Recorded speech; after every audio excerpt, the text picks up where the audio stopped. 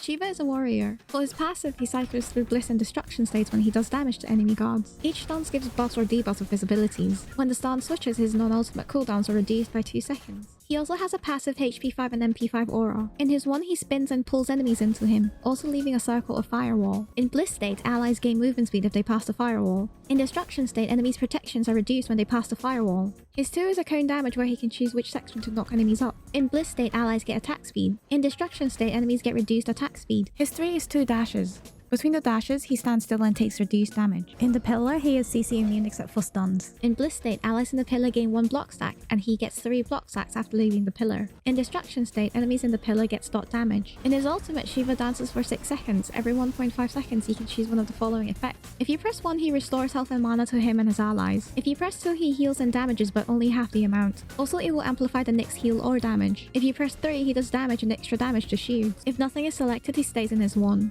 He's also CC immune. You can right-click to cancel the ultimate early.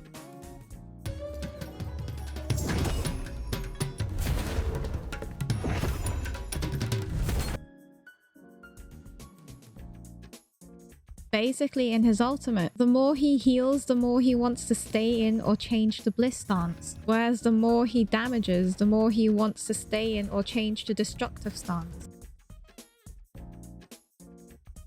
In his ultimate, if he's in Bliss stance and he heals, or if he's in destructive stance when he damages, he doesn't gain any passive stacks. If he's in Bliss stance and uses damage, he gains 50% of his passive stacks, turning into destructive stance after 2 damages. If he's in destructive stance and uses heal, he gains 50% of his passive stacks, turning into Bliss stance after 2 heals. When he uses the skill that is consistent with his stance, he doesn't gain any stacks, or he loses 50% passive stacks.